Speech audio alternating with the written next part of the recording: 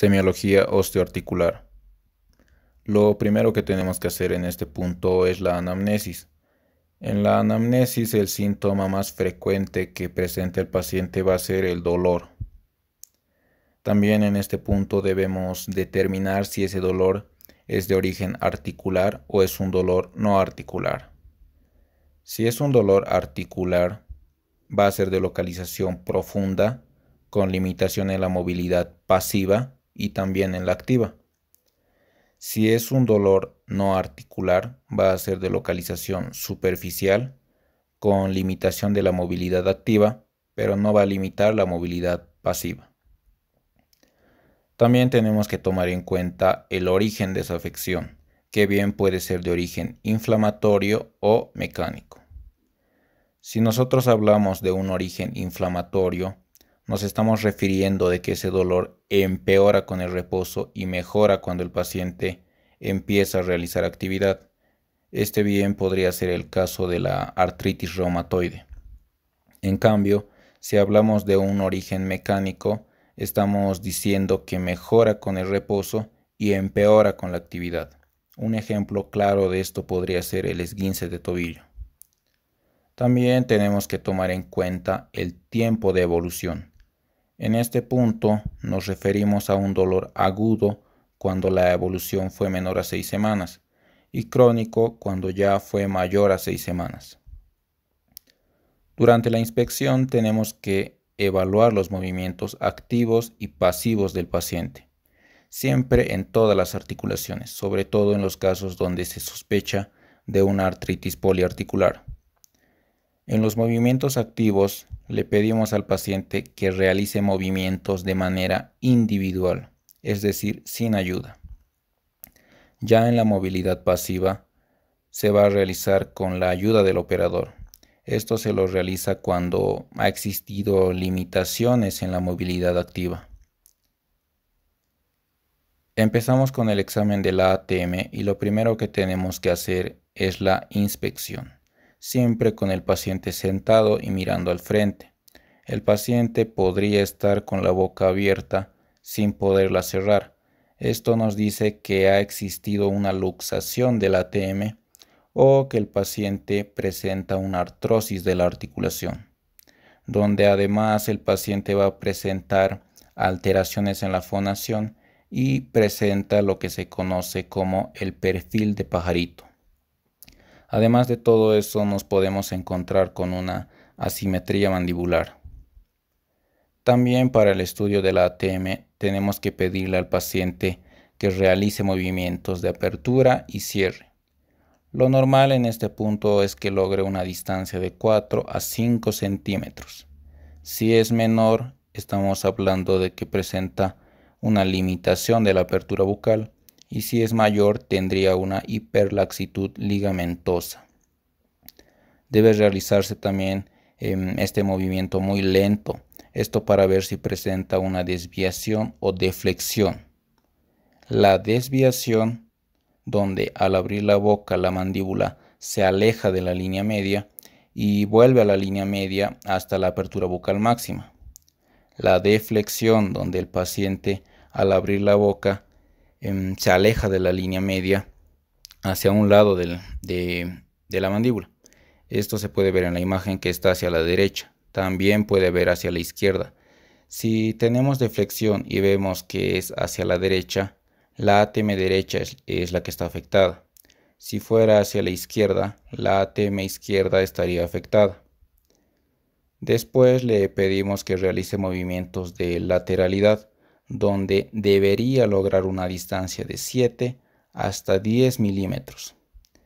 Después de esto también debe realizar movimientos de propulsión y retropulsión, y de igual forma que en los movimientos de lateralidad, su valor normal va a ser de 7 a 10 milímetros. También en este punto se deben realizar movimientos contra resistencia. En los movimientos de apertura y cierre debemos poner la mano en el mentón del paciente y debemos ejercer algo de fuerza. El paciente debe oponerse a esa fuerza y debe lograr abrir la boca. De igual manera, en el momento del cierre contra resistencia, tenemos que poner una mano en el mentón del paciente y el paciente debe oponerse a esa fuerza. Para el movimiento de lateralización contra resistencia, se coloca la mano en la parte lateral del mentón y se le pide al paciente que ejecute movimientos de lateralización, tanto derecha como izquierda. Estas maniobras nos permiten descartar alteraciones en las articulaciones. Pueden ser estas musculares, del disco articular o incluso del cóndilo. La palpación de la ATM nos permite determinar la presencia de dolor en los movimientos activos, sean estos unilaterales o bilaterales. Además, nos permite sentir la presencia de tumefacciones.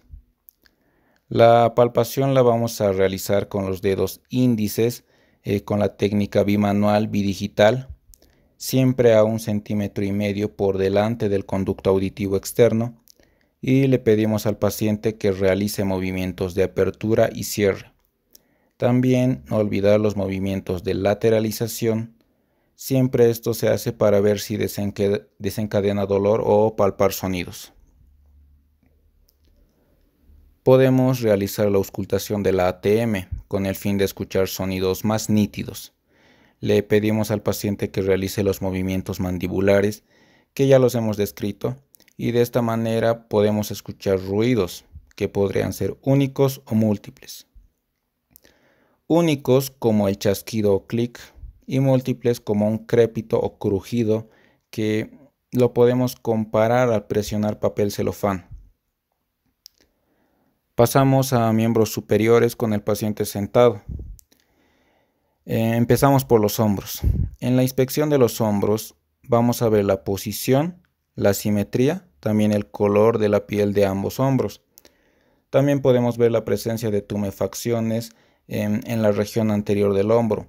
Esto nos indica una inflamación de la articulación glenohumeral.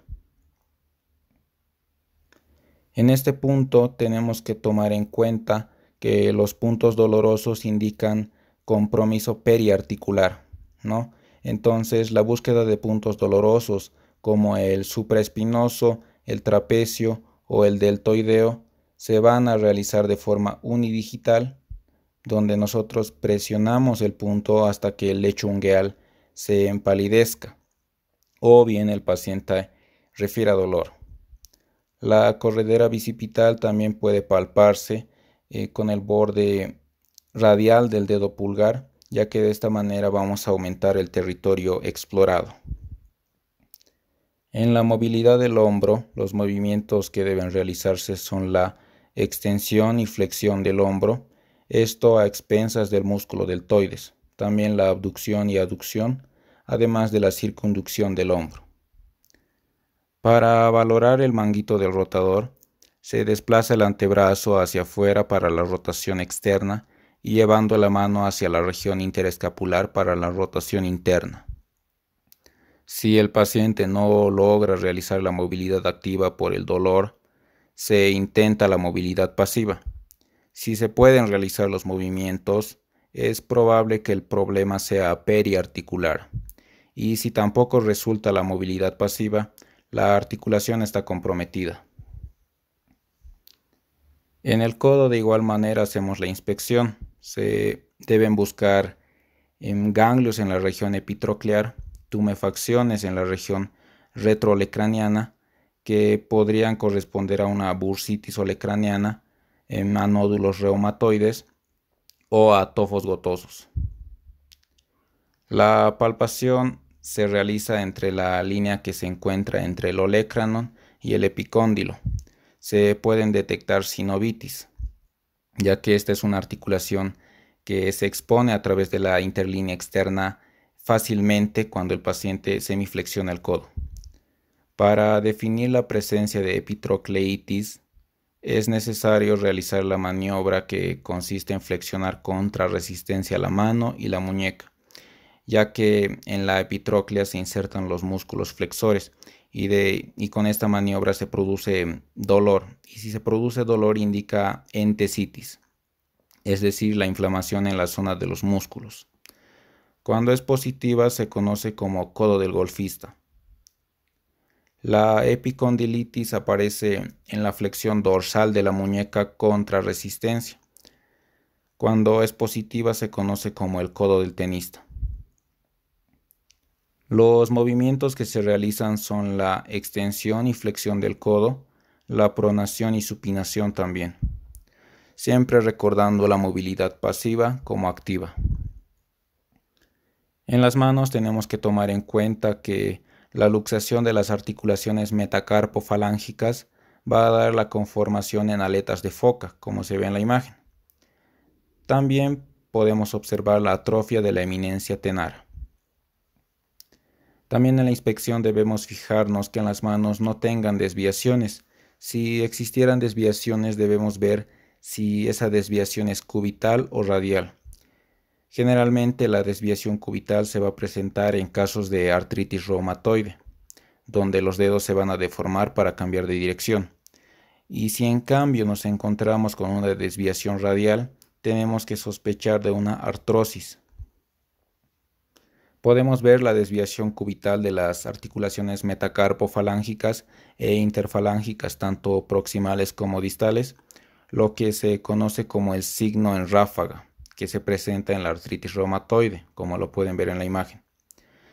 También en caso de una colagenopatía podemos ver el signo de Boutonniere o dedo en ojal, o también el signo de cuello de cisne, que también son típicos de la artritis reumatoide. Podemos encontrar otros tipos de deformaciones óseas que en este caso son típicos de la artrosis, como lo son los nódulos de Everdeen y los nódulos de Bouchard, que en ocasiones van a ser dolorosos y producen la deformación. En la palpación deben ser palpados todos los puntos de las articulaciones, tanto metacarpofalángicas como interfalángicas proximales y distales, realizando compresión anteroposterior y laterales en las articulaciones. Esta palpación nos permite identificar zonas de dolor. Los movimientos que se deben realizar son la extensión, flexión, aducción y abducción de la muñeca, también la rotación interna y externa de la muñeca, sin olvidarse siempre de los movimientos de pronosupinación. En los dedos se deben hacer movimientos de flexo-extensión, abducción, aducción. También esto se debe hacer en el pulgar, sin olvidarse de los movimientos de oposición y reposición del primer dedo de la mano. Siempre se deben hacer los movimientos pasivos y activos. Ya en miembros inferiores, el paciente debe estar en una posición de cúbito dorsal. En la inspección de la cadera vemos la marcha del paciente porque podría tener alguna alteración. En la palpación tenemos que tomar en cuenta siempre estas maniobras, ¿no? Entonces las maniobras para poner de manifiesto dolor por inflamación sacroiliaca consisten en traccionar el ligamento sacroiliaco interno mediante la separación forzada de las espinas ilíacas anterosuperiores. Esta maniobra que la ven acá ustedes se va a conocer o se va a denominar como la maniobra de Volkmann. También ven esta otra de acá que se da mediante la aproximación de estas que ya hemos citado y se va a denominar la maniobra de Eriksen. Para la exploración de las bursas trocantéricas debemos poner al paciente en decúbito lateral y vamos a buscar el dolor sobre la bursa del trocánter mayor del fémur. Esto se realiza de manera unidigital con el pulgar o índice. Los movimientos que se van a realizar en este punto son la flexión, extensión, abducción, aducción, rotación interna y rotación externa. Podemos realizar la maniobra de la Sage, que ustedes la pueden ver acá, que consiste en elevar el miembro inferior con la rodilla extendida y evaluar si existe dolor hasta los 70 grados. Si resulta ser positiva, indica compromiso del nervio ciático. En la rodilla, en su inspección, podemos ver el genuvalgo, que es la desviación hacia el centro de las rodillas, o bien el genuvaro, que es la desviación hacia afuera de las rodillas. La palpación consiste en la búsqueda de zonas dolorosas Debe palparse la línea articular a lo largo de los platillos tibiales, también la tuberosidad tibial y también la inspección de la pata de ganso, donde se encuentra la bursa anserina que se busca con los dedos. Esta búsqueda va a ser 3 centímetros por debajo y dentro del borde inferior de la rótula. En este punto se deben realizar movimientos de flexo-extensión. Para la inspección de los pies vamos a incluir la identificación de deformidades en los dedos, como el hallux valgus, que es el denominado juanete, o también el dedo en martillo.